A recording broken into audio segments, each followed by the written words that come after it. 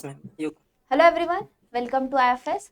सो जैसे कि आप सब लोग जानते हैं कि आईआईटी जैम का रिजल्ट आ चुका है और हम आपके लिए ला रहे हैं ऐसे ही स्टूडेंट्स के सक्सेस स्टोरीज जिन्होंने इस एग्ज़ाम को अच्छे मार्क्स से क्रैक किया है।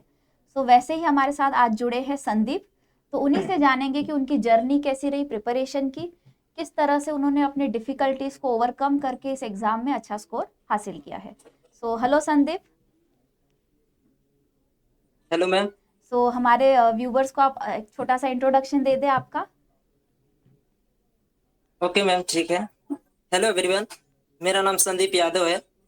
मैं उत्तर प्रदेश गोरखपुर से बिलोंग करता हूँ और मुझे इस समय बहुत खुशी महसूस हो रही है कि मैंने इस मार्क्स से आईआईटी जैम को क्रैक किया है। ओके।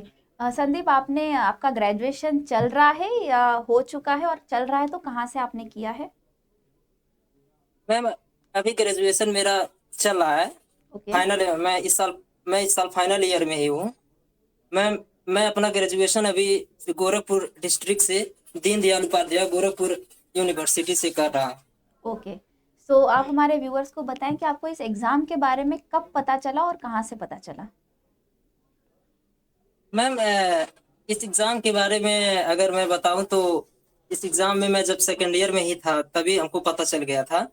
ओके। और मैं और मैम इस एग्ज़ाम के बारे में मैंने यूट्यूब से ही पता किया था। जब मैंने इस एग्ज़ाम को पहली बार बारे में इसके पता किया तो मैंने इसके बारे में बहुत सारी चीज़ें जानने की कोशिश की और बहुत सारी जानकारी भी मैंने हासिल की, तो मुझको बहुत ही खुशी महसूस हुआ कि मतलब एक ऐसा भी एग्ज़ाम है बीएससी लेवल पे जिससे मतलब क्रैक करके हम लोग अपने लाइफ में बहुत कुछ कर सकते हैं। तो यस। मैं उसी समय मैंने ठान लिया था कि मतलब मुझको जो है देना है थर्ड ईयर। ओके। सो आपने प्रिपरेशन मतलब सीरियसली प्रिपरेशन कब स्टार्ट की थी? मैम वैसे तो मैंने सेकेंड ईयर में स्टार्ट कर दिया था, लेकिन जस्ट मतलब के समय में मतलब कॉलेज का भी चीज़ें देखना पड़ता था। तो इसलिए मैं सेकेंड ईयर से ही मतलब प्रॉपरली पूरे दिन भर में ज़्यादा तो नहीं, फिर भी मतलब 2 या 3 ही 4 घंटा पढ़ पाता था। तो okay. Yes, yes ma'am. So आप बोल रहे हैं कि आपने कॉलेज के साथ साथ किया है और शुरू में आप सिर्फ 3 या 4 घंटा पढ़ पा रहे थे। तो जैसे जब यस, एग्जाम यस, क्लोज आती है तब भी तो आपके कॉलेज ही थे, तो आपने उस टाइम पे अपने यस। स्टडी टाइम को कैसे बढ़ाया फिर? मैम जैसे कि उस समय जब लास्ट में 3-4 महीने रह गए थे, तो उस समय मेरा 5वें सेमेस्टर का एग्ज़ाम था। तो उस समय एग्ज़ाम चल रहा था, तो उसमें ज़्यादा गैपिंग थी।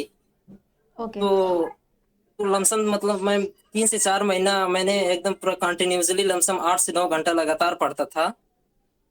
ओके। सो कोई एक ऐसी वैसे में एडवाइस आप देना चाहेंगे हमारे व्यूवर्स को जो कॉलेज और जैम के लिए साथ में प्रिपेयर कर रहे हैं, तो कैसे अपना टाइम टेबल मेंटेन करें ताकि थोड़ा थोड़ा करके अगर भी वो पढ़ रहे हैं जैम के लिए, तो एग्जाम से यस, पहले वो अपना अच्छा खासा सिलेबस कवर कर ले with proper revision. Yes ma'am, yes अगर मतलब बीएससी के साथ भी अगर आप जैम की प्रिपरेशन करना चाहते हैं तो ये कोई बहुत बड़ी बात नहीं है, आप इजीली कर सकते हैं। जैसे कि बीएससी के एग्जाम्स के देखा जाए तो हम लोग के कॉलेज में बहुत सारी छुट्टियां मिलती हैं और बहुत सारे समय मिलते हैं, तो आप अगर चाहते हैं तो साथ में प्रिपरेशन कर सकते हैं, कोई बहुत बड़ी बात नहीं है इसमें। ओके। So yes ma'am. आपके प्रिपरेशन में रिवीजन का आपका मतलब कितना इम्पोर्टेंस रहा वाइल जब आप प्रिपेयर कर रहे थे, तो क्योंकि ऐसा बोलते हैं ना कि हम पढ़ लेते हैं लेकिन अगर रिवीजन प्रॉपर नहीं किया है तो एग्जाम में फिर याद नहीं आता है। तो रिवीजन का आपके प्रिपरेशन में कितना बड़ा रोल था?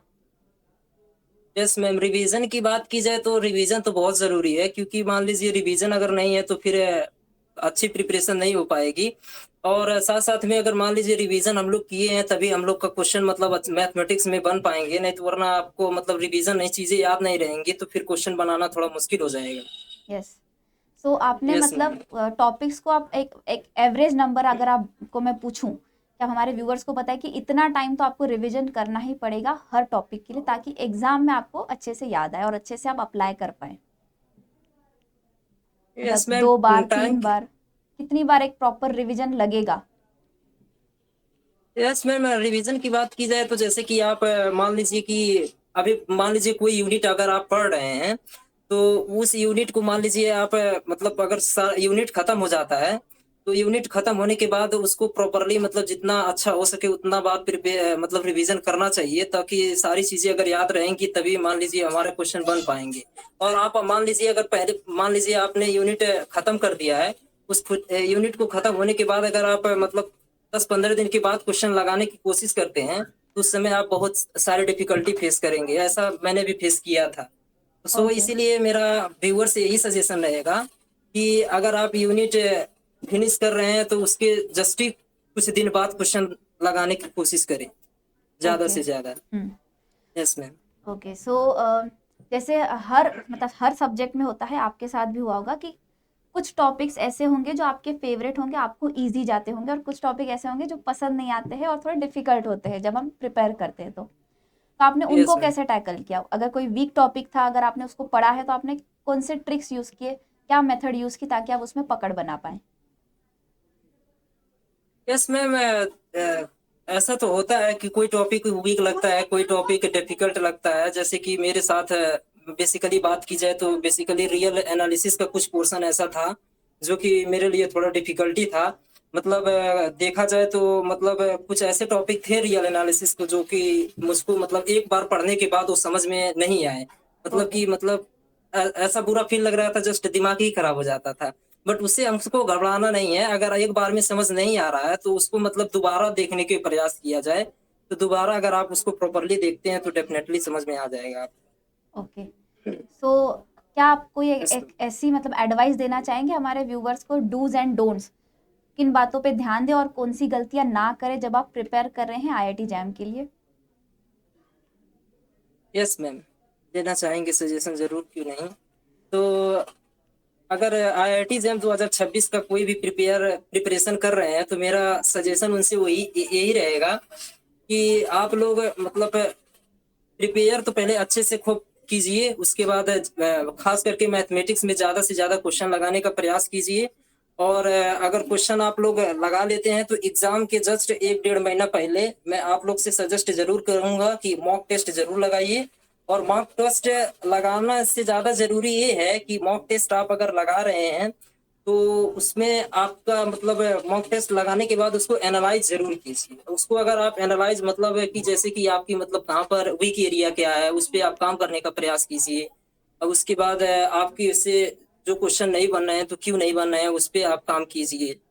और मॉक टेस्ट आप लगा रहे हैं तो एक चीज जरूर है, आप मतलब एग्जाम में पेपर को अटेम्प्ट करने कैसे करना है इसकी स्ट्रेटेजी जरूर उसी समय बना लीजिए। क्योंकि खास करके मैथमेटिक्स में जो होता है टाइम तो बहुत इंपॉर्टेंट रोल प्ले करता है। यस। ऐसा हाँ। ओके। सो एक मेजर इशू मतलब स्टूडेंट्स में देखा जाता है, नेगेटिव मार्किंग। तो आपने कैसे मतलब यस अपने नेगेटिव मार्किंग को मिनिमाइज किया? यस मैम, बेसिकली इस एग्जाम में नेगेटिव मार्किंग की बात की जाए तो मेरा तो बस केवल 2 ही क्वेश्चन गलत हुआ था। मतलब 2 नंबर वाला बस केवल 2 ही क्वेश्चन गलत हुआ था, नेगेटिव मार्किंग ज्यादा नहीं हुई थी। तो नेगेटिव मार्किंग की बातें की जाए तो ज्यादातर बच्चे जो होते हैं सिली मिस्टेक से नेगेटिव मार्किंग ज्यादा हो यस। जाती है उन लोगों को। तो मैं यही सजेशन करूंगा कि सिली मिस्टेक्स कम से कम करें। सिली कम से कम करने के लिए आपको मैथमेटिक्स में खास करके ज्यादा से ज्यादा प्रैक्टिस करनी पड़ेगी। अब ज्यादा से ज्यादा क्वेश्चन लगाएंगे तभी सिली मिस्टेक कम हो पाएगा। ट्रू। तो मेरा सजेशन यही रहेगा, तो आप सिलेबस अगर खत्म कर चुके हो हैं तब उसके बाद आप क्वेश्चन बहुत ज्यादा से ज्यादा प्रैक्टिस कीजिए। ओके। सो एक आखिरी सवाल आपके हिसाब से, क्या 10 to 11 months इनफ है आईआईटी जैम के लिए प्रिपेयर करने के लिए, अगर हम सीरियसली कंसिस्टेंटली पढ़ रहे हैं तो? यस मैम, 10 to 11 मंथ्स एकदम परफेक्ट है। बहुत अच्छा मंथ है। इतने में तो हो ही जाएगा। अगर आप कंसिस्टेंटी के साथ पढ़ रहे हैं तो कोई प्रॉब्लम नहीं होगी आपको। ओके। बशर्ते लेकिन एक चीज का ध्यान रखना जरूर, अगर आप मैथमेटिक्स खास करके सब्जेक्ट पढ़ रहे हैं तो इसमें कंसिस्टेंटी बहुत इंपॉर्टेंट है। क्योंकि आप कंसिस्टेंटी नहीं रखेंगे तो फिर आपको ज्यादा प्रॉब्लम होगा, चीजें भूलने लगेंगी तो फिर पढ़ाई करने में मजा आएगा नहीं। हम्म। तो मेरा सजेशन यही रहेगा, अगर आप पढ़ाई कर रहे हैं तो सीरियसली कीजिए और कंसिस्टेंटी के साथ कीजिए। इस एग्जाम को आप जरूर अच्छे मार्क्स के क्रैक कर पाएंगे। ओके। सो फाइनली संदीप, मैं आपको पूछूंगी कि आपके फ्यूचर प्लान्स क्या है, आप आगे के लिए क्या टारगेट कर रहे हैं अपने लिए? मैं मेरा फ्यूचर प्लान यही है कि मतलब मैं बीएससी से एमएससी मतलब आईआईटी से आईआईटी तो मास्टर्स? यस मैम, मतलब अच्छा। एनआईटी से आईआईटी से एमएससी करूँ। अच्छा, तो उसके बाद आप पीएचडी से रिलेटेड कुछ प्लानिंग रख रहे हैं फिलहाल, या नहीं डायरेक्टली मैम, जॉब मैं देखेंगे? यस मैम, हायर स्टडी में मेरा वैसा नहीं है, क्योंकि मेरा थोड़ा मैम फैमिली प्रॉब्लम है, इसलिए मैं सोच रहा हूँ कि मतलब मैम एमएससी ओके, के बाद ही एक अच्छी जॉब मिल जाए। ओके, ठीक है। सो आपके साथ बात यस मैम। करके हमें अच्छा लगा Sandeep, thank you so much. I hope आपने जो भी अपने लिए प्लानिंग किया है आप उसको अचीव करें फ्यूचर में। So thank you so much for joining with us. Thank you ma'am. Thank you.